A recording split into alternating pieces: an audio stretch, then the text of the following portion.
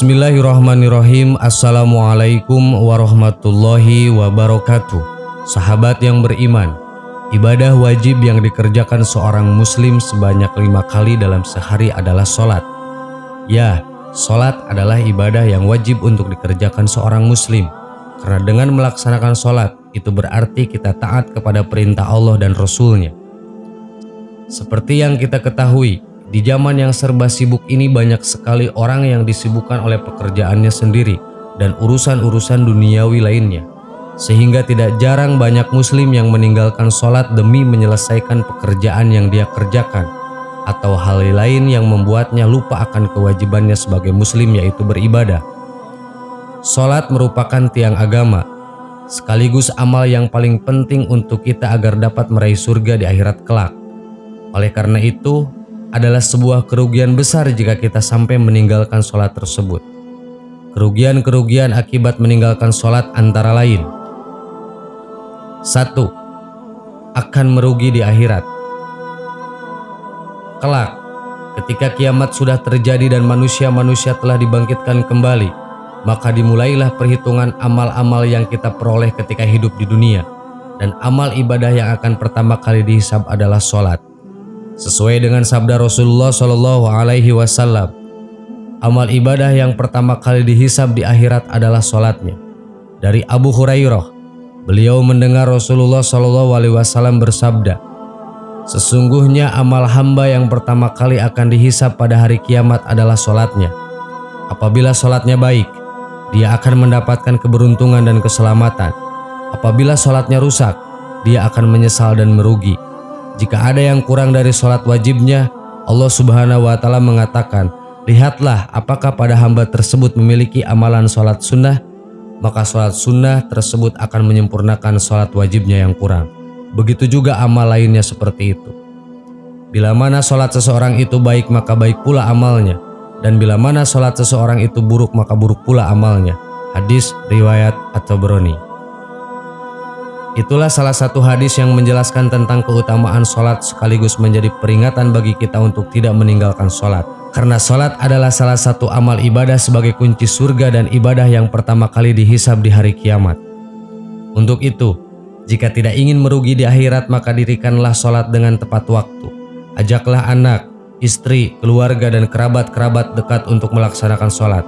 Ingatkanlah mereka bahwa sholat adalah ibadah yang wajib untuk dilakukan, karena setiap muslim adalah wajib untuk saling mengingatkan. 2. Masuk ke dalam neraka Sakor. Salah satu kerugian meninggalkan sholat yaitu akan dimasukkan ke dalam neraka Sakor. Allah Subhanahu wa Ta'ala berfirman, apa yang menyebabkan kamu sekalian masuk ke dalam neraka Sakor? Mereka menjawab, dahulu kami tidak termasuk orang-orang yang melaksanakan sholat. Quran Surat Al-Mudatsir ayat 42-43. Kerugian ini akan menjadi penyesalan yang tidak berarti di akhirat. Ketika di dunia lebih mengutamakan kepentingan dunia daripada akhirat, maka inilah yang akan didapatkan.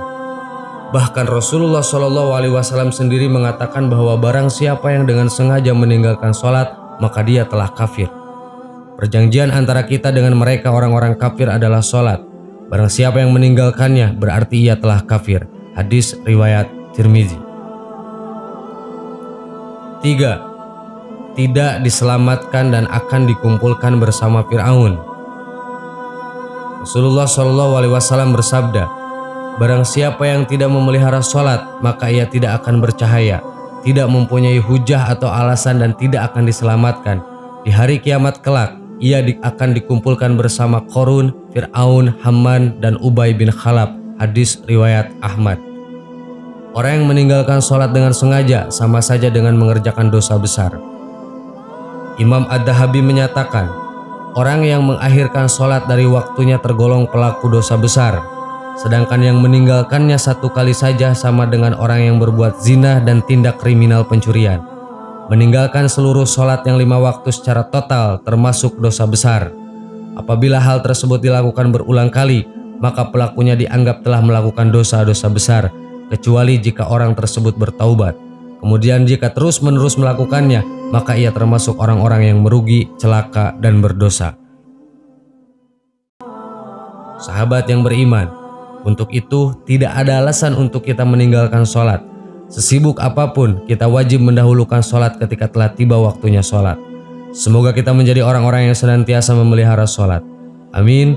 Wallahu a'lam. Assalamualaikum warahmatullahi wabarakatuh.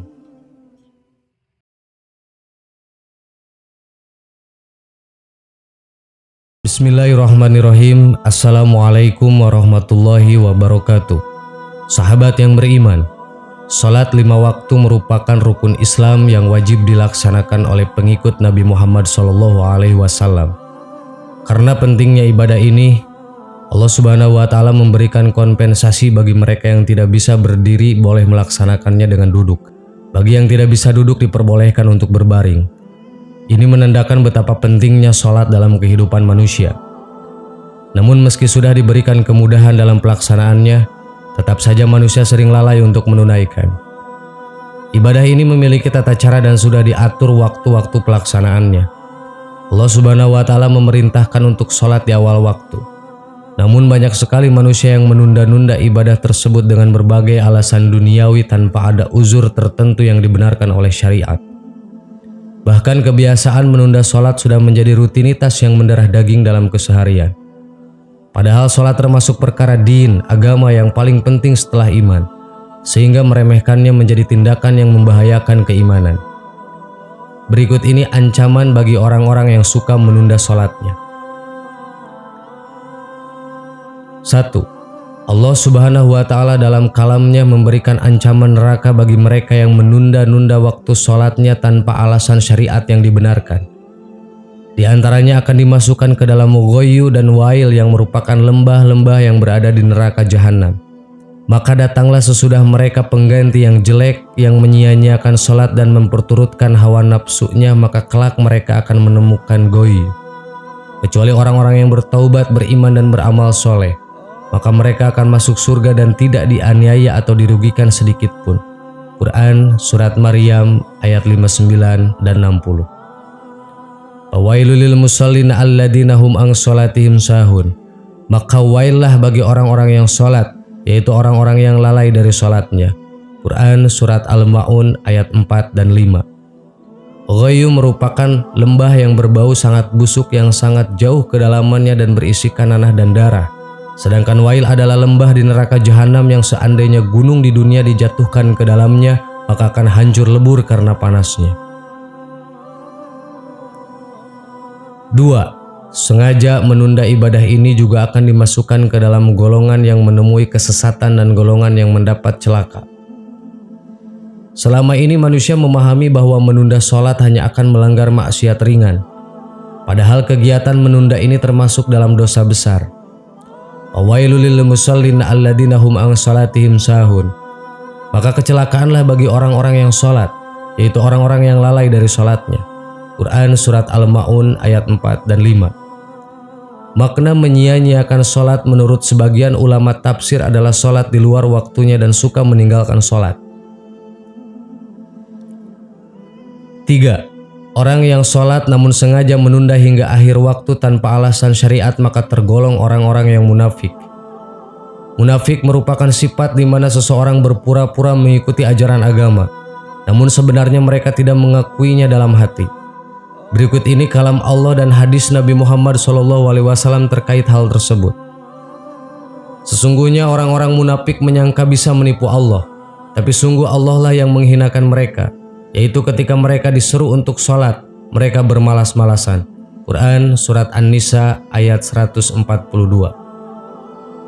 Ini adalah sholatnya orang munafik. Ketika ia duduk mengamati matahari sampai ia berada di antara kedua tanduk syaitan. Kemudian ia berdiri untuk mengerjakan sholat 4 rakaat. Ia hanya mengingat Allah sedikit saja. Hadis riwayat Muslim.